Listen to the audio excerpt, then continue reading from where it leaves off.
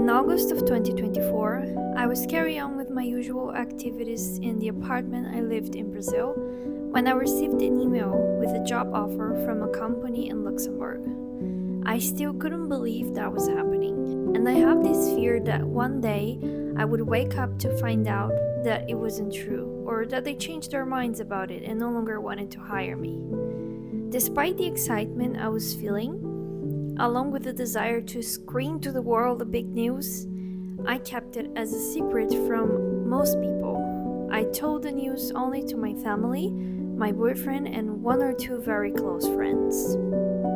I asked the company between 2 to 3 months to start on the job because I needed time to do all the arrangements, like buy the plane ticket, find a place to stay, pack my things, figure out what to do with all of my furniture and my belongings, and one last small detail, but the most important one, figure out how to pay for everything.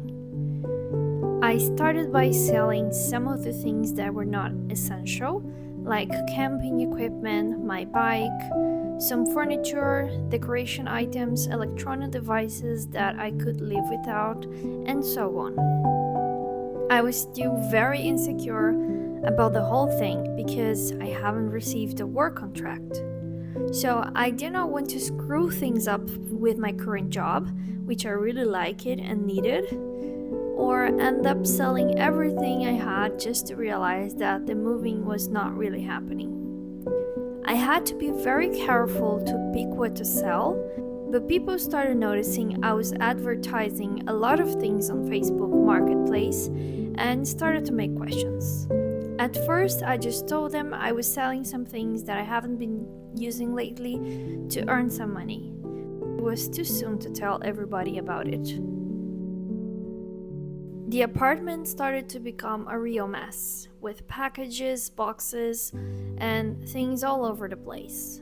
I started to receive people all the time to see the things I was selling, and sales became almost a part-time job, and a very annoying one, until the end of September. You only realize the amount of stuff that you have, collect, and accumulate over the years if you have to go through a big moving like that. I remember going through all the papers and documents I had since I left my parents' house. It was more than 10 years of documentation to figure out whether to put in the trash or to take it with me. I ended up being able to reduce everything to one small folder containing only the essential. Some things that I thought I could need but didn't want to take with me, I just scanned in my printer and stored in the cloud.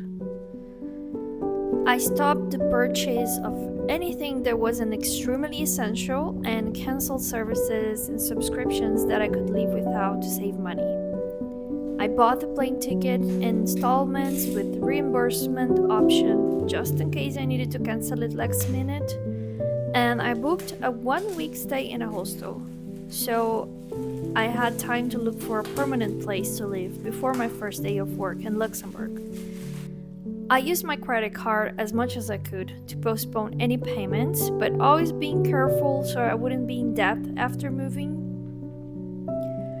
As the weeks went by, I started receiving documents to sign from the company, which made me feel more confident and realized that this was actually happening. I told more friends about it, and they got interested in some of the things I was selling, which made things much easier as I had less advertisements to deal with. Selling things on Facebook turned out to be a complete nightmare, to a point that in the end, I prefer to just throw some things away than to sell or donate. I would get many nonsense messages from people wanting me to sell expensive items almost for free, or deliver big items in another city for them for free, while I didn't even own the car. At some point, I asked people for help to advertise things, as I was becoming unable to manage everything and reply to all the messages.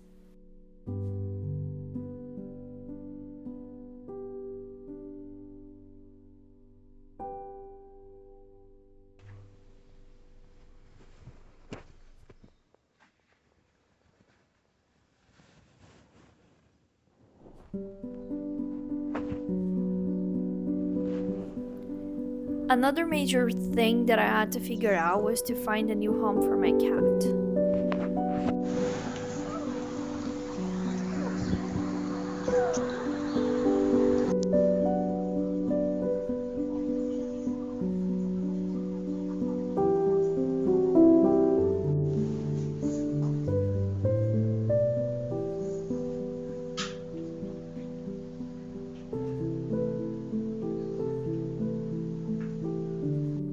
I love Sophie so much, and she has been my companion for years. But she was also a very sensitive cat, and I knew it would be very stressful for her to go on a trip like that. She didn't like meeting new people or noisy places. Even a short trip by car would make her feel sick and throw up. So imagine taking her into a 14 hours flight with a connection. Besides, the hostel wouldn't accept animals, and I had no idea where I was going to live after that. It was certainly not a good adventure for a sensitive cat. Luckily, my sister agreed to take her and take care of her until maybe one day I could bring her to Luxembourg somehow.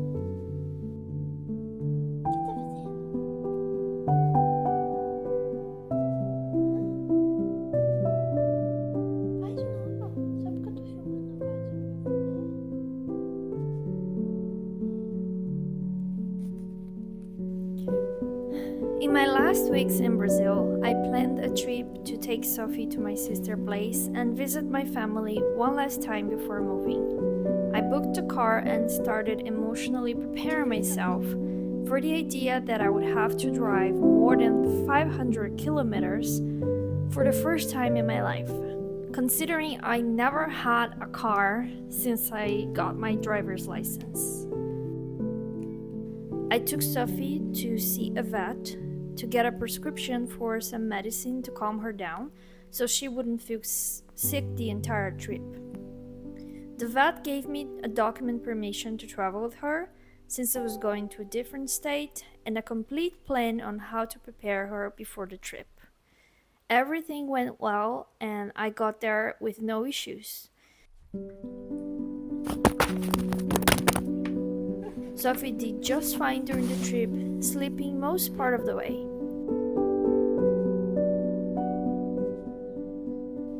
Until that point, it was all fine and I thought I was okay with leaving her there until I had to say goodbye as I was leaving my sister's apartment. I remember I spent some time with her in the room and I hugged her.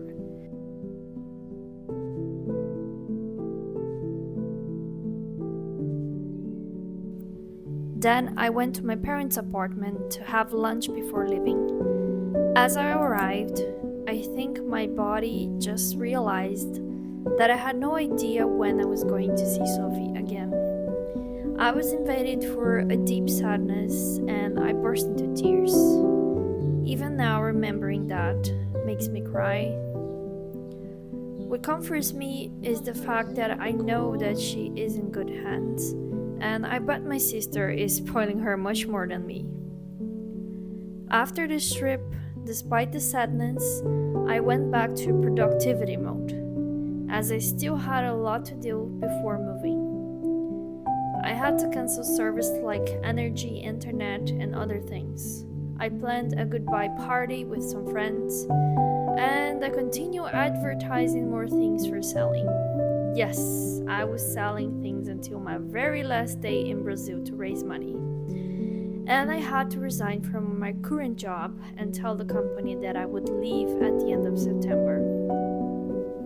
That part was also a bit sad. I think that was one of the best jobs I had in my life so far, but still, when I analyze things, I guess there was no job that would be good enough to compete with the idea of fulfilling a dream.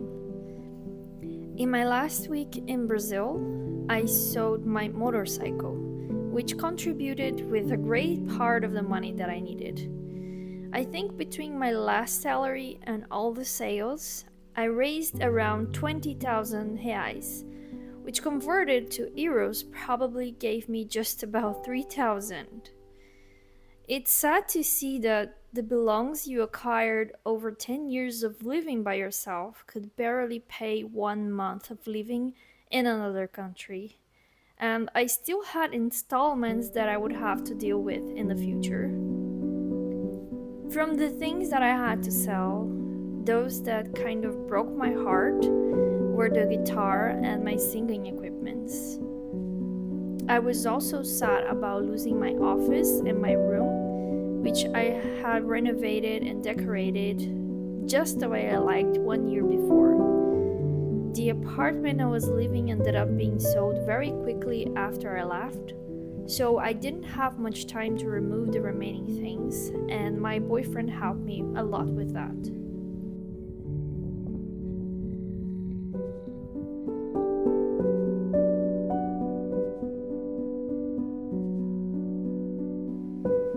I had so many things to do that I was only able to start preparing my luggage with clothes, shoes, and personal belongings 1 day before the flight.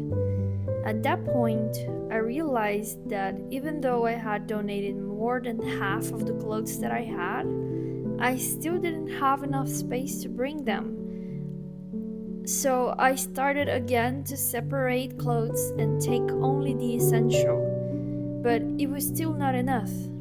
As I was panicking, my boyfriend came for rescue with one of his suitcases. So at the end, I left Brazil with 2 large suitcases, a small one, and my backpack. I had a 14-hour flight with a connection in Paris, and I should arrive in Luxembourg in the next day around 2 p.m. But that's not what happened.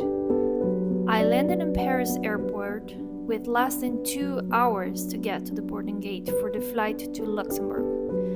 I walked as fast as I could, but I ended up stuck in the security check along with a bunch of other people that have also connection flights to other countries.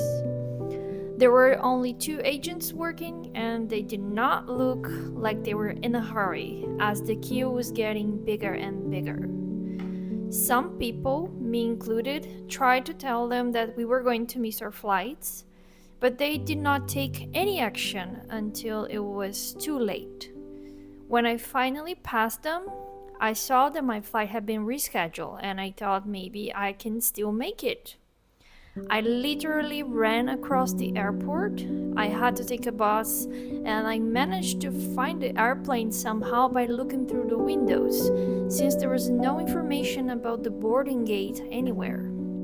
Anyway, my efforts were for nothing. When I got there, I was called by my last name, just to be told that I was too late and they would not let me in.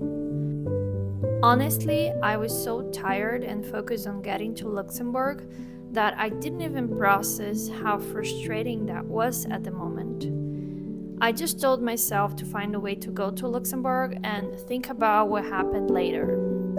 The airplane company completely refused to give my money back, told me that the next flight would be only the next day and they would not pay for a hotel. They even sent me to the wrong place to get my luggage back.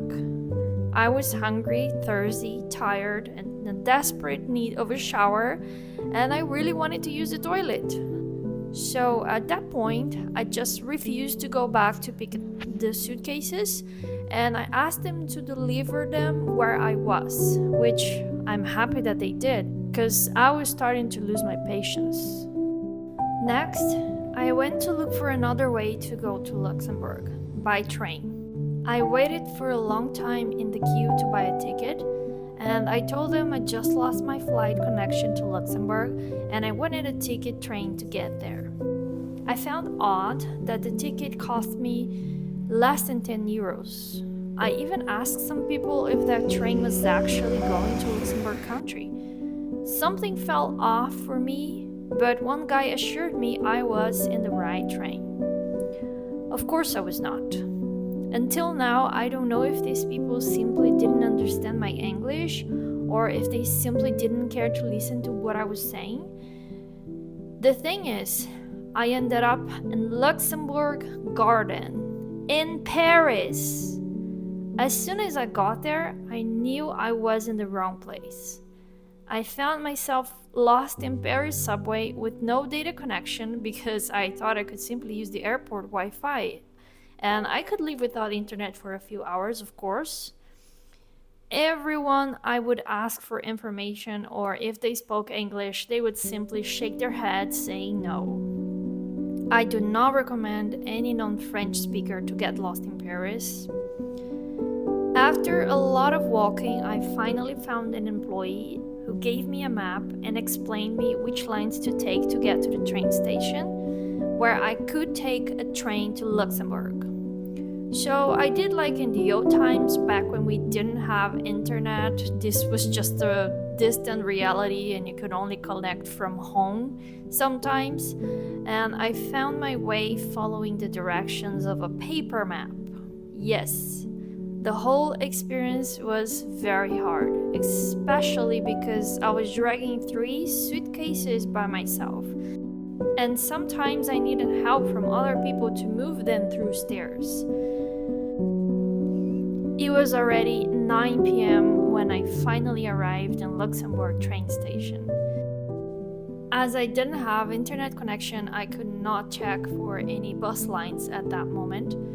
So I just took a very expensive cab to the hostel because at that point I was like, what the hell, I just want to rest. It was certainly not a good start, but I knew there would be probably more challenges to come in this new life that I chose. So I just went to sleep because the next day I knew I had to wake up to find my new